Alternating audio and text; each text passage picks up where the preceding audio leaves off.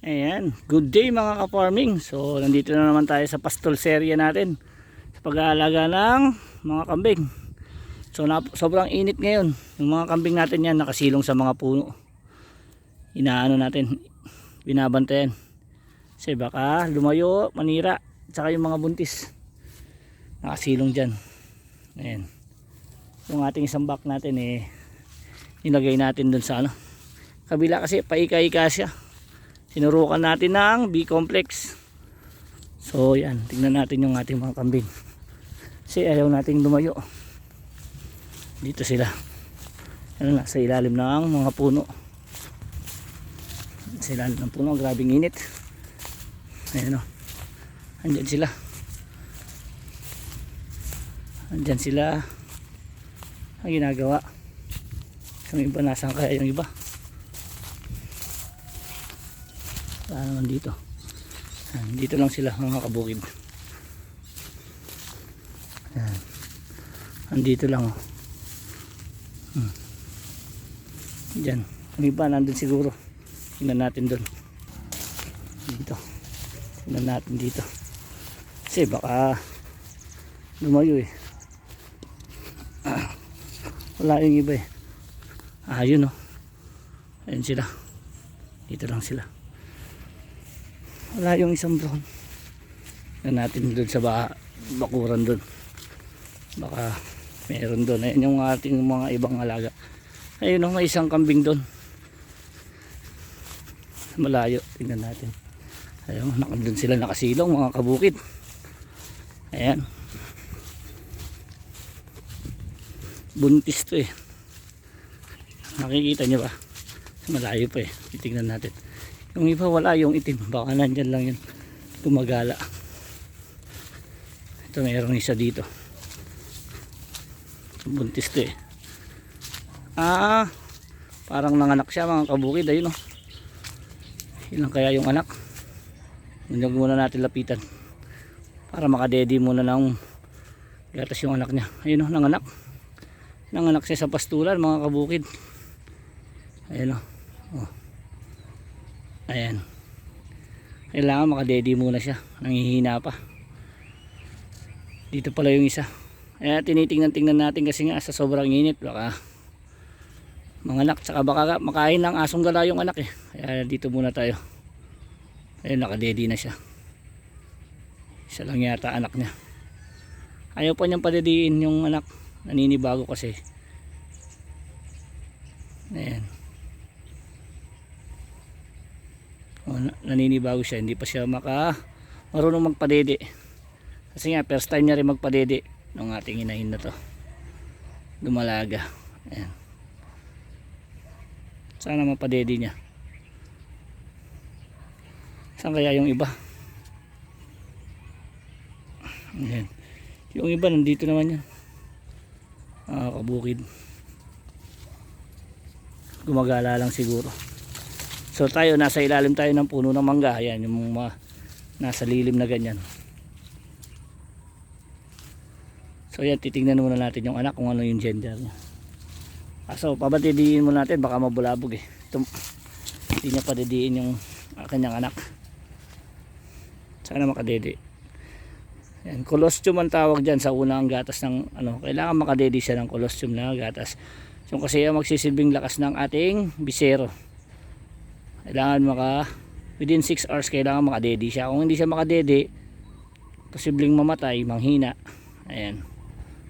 So kailangan talaga ng ating bisero yun, makadede siya. Isa lang yata anak niya. Kanina pa siguro siya ng anak kasi malakas na Tapos tuturukan natin yung hinahin natin ng iron tsaka B-complex para sa dugong nawala sa kanya. Kasi may dugong ilalabas pa yan. Sabay pupurgahin natin, pero mauna yung pagpurga para tumalab yung mga gamot. Bukas natin tuturukin. Pupurgahin natin tapos turok ng iron tsaka B-complex. Puro umiiyak tingnan nyo naman yung isa mga bukid humiga mga buntis kasi yan puro buntis kaya inaalalayan natin sa pastol. Ayun Andyan sila sa mga silungan dyan. O, may mga umiiyak. Di natin alam kung, ayun, di natin alam kung manganganak o. Pero ito nanganak na to. O, isa lang siguro yung anak nito. Mamaya lalapitan ko. Kaya ko muna makadede. Makadede muna para lumakas. Medyo nangingina po, lumalambot oh. Ayaw pa padediin ng anak eh. Ang ingin itong isa na to. Nahanap niya siguro yung mga kasama.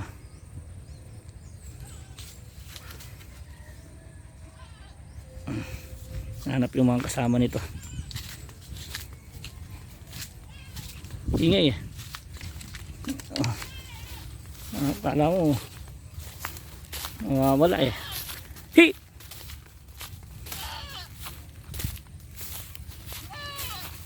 Kala mo nawawalan eh. Hindi niya kaya hanapin yung mga kasama. Hindi niya hanapin.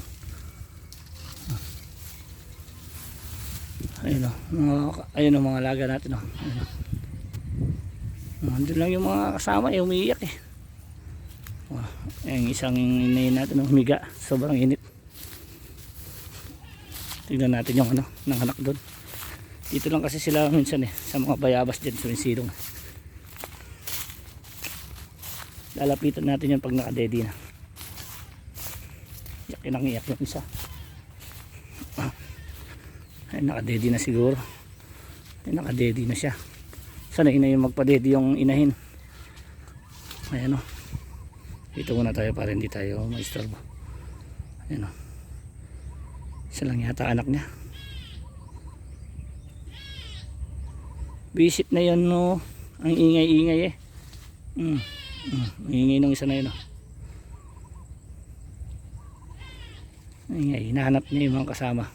Eh nandyan naman.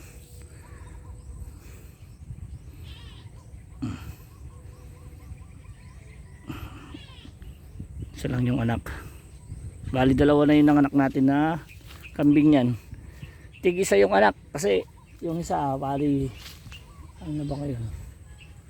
Bali 10 days na yata siya yung isa.